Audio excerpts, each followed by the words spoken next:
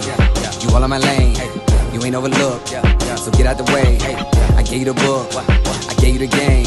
The boy gotta cook, the boy got a flame, Serving in the kitchen like you need, no. Plenty bitchin', whipping different flavors like a bistro. Kick it, dip it, flip it, keep it hunting like a seed, no. Switch and keep it pimpin' every single place that he go. I got it. Lathan got the flame, Lathan got the flame. Boy, you know the name, get up out the way. Lathan got the flame, Lathan got the flame. Stay up out the kitchen if you ain't the one that's whipping, huh? Hey, yo, Lathan, man, cook them boys up something real quick, man. Hey, what's going on YouTube, and welcome back to my channel. Now today we got the most amazing roasted leg of lamb, and this dish was inspired by the turkey shortage. So if you're having a hard time finding a turkey, go ahead and grab you a leg of lamb and roast it off with me. So the first step we want to do is get our meal pot together, and that's carrot, celery, and onion, and we got 6 large carrots. We're going to just chop those up. You can chop them up any way you want, but just make sure they're uniform. And then we got 4 stalks of celery. Now you can use more celery, but I didn't want to use more celery because at the end we're going to reduce the stock down, and I didn't want a big celery taste in this stock. Also, you got an onion, and you want to dice that large, almost the same size as the carrots and celery, because all it's going to cook down together, and you just want everything to be uniform. But you're not going to use these ingredients at the end. Only one you're going to use is the carrots. So it really doesn't matter how you cut the onions or the celery. Just make sure you cut them big enough so they don't burn during the roasting process. So what I did was just cut the onion in half and split it down the center, and then just cut it into 3 equal parts. And that's what we have on the onion there. And then lastly, we got a whole lemon, and this is going to give you some acidic notes, and lemon just pair well with lamb. So what I did was I cut that in half and I quartered the lemon. And you don't have to peel this lemon at all. You don't have to take the seeds out because you're going to strain it from the sauce, but it's going to give you those acidic notes that you would like in this sauce. Also, we got a whole head of garlic, and I just took maybe like 10, 12 cloves off of that, and they were small cloves, and I just popped them into the roasting pan. You don't even have to take those out of the paper, just bust it down and pop them in there. So here we go, we got our leg of lamb, and want to just take this out and get it dried off from the liquid that was in the bag with it. And some people at this point, some people like to put oil on top of the lamb just to make it brown a little better, but I don't feel the need to do that. And then I'm trying to watch my oil intake as well. This already, it's kind of lean, but it's already a fatty piece of meat. So you don't have to put oil on there if you don't want to. And what we're going to do is, once we get it dried off, we're going to go ahead and apply some salt to it. And you want to season this liberally because this is a gigantic piece of meat and it could take a lot of seasoning. So don't be skimpy on the salt there. Like I said, this is a gigantic piece of meat, and you want to just make sure you season every nook and cranny, because the worst thing ever is unsalted meat or meat that tastes like nothing.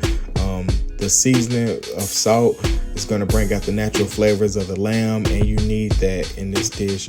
So make sure you just season that liberally with some salt. And then also, we're going to put some black pepper on here. You can use that powder stuff like I always say, but for this one, freshly cracked black pepper is the way to go. It's just something about that freshness of that freshly cracked black pepper that'll take this dish to the next level. And like I said, anytime you're cooking, you want to elevate your cooking, so you always want it to be better.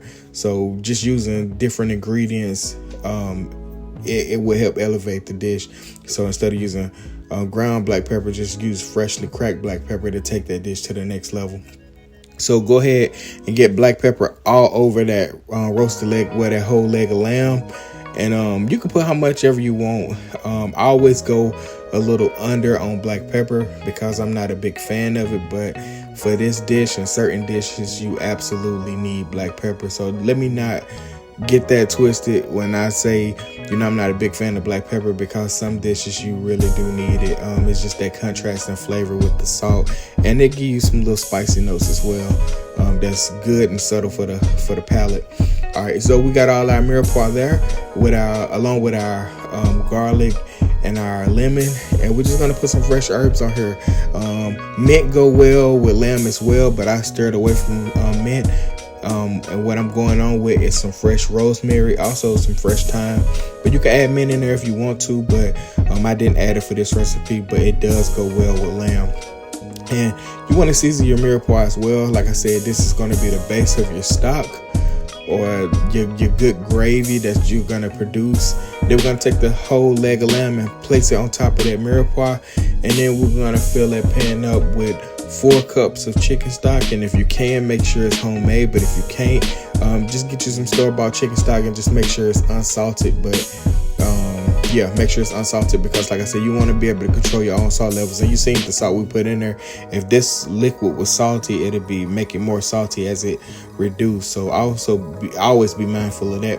All right, so I just put that on there because it looked prettier looking at the fat cap on top of it versus the bottom. But when we begin to roast it off, we're gonna flip that thing over like you just seen me do, and we're gonna have a fat cap at the bottom. So the fat cap is going to release that fat and also flavor that mirepoix. That's going to help, give you that good gravy. And the reason I did it that way is because when we flip it over, the fat cap is going to be, it's going to have that uncooked look to it. But we're going to flip it right side up, and then we're going to roast it uncovered in the oven. And this thing cooked a maximum of 3 hours. And I just went in about 2 hours and 15 minutes into the cooking process. And that's when I removed the foil and I went in uncovered. And like I said, I flipped the leg of lamb over just so the skin side or the fat cap side will get some nice color when we roast it uncovered. Now you always want to baste too. So throughout the whole cooking process, I often baste just to keep the lamb from getting dried out, especially when you take the foil off, because with the foil it was insulated and it was almost like a convection oven inside of the foil, even though I cooked it in my convection oven, so it kept it kind of moist. But once you take the top off or the foil off, remember you want to kind of baste that thing so it don't get dried out or get crusty looking. And once it's finished, there you have it, man. The most incredible roasted leg of lamb. Like I said, this thing cooked a maximum of 3 hours. And I basted in between, especially when I took the foil off, and even at the end, I basted. And after it was done, I let this thing rest for maybe an hour before I even messed with it. And after that hour, I took it completely off the bone. And if you need help with that, I got videos of where I did braised beef or pot roast, and I showed you how to take it, how to cut it up.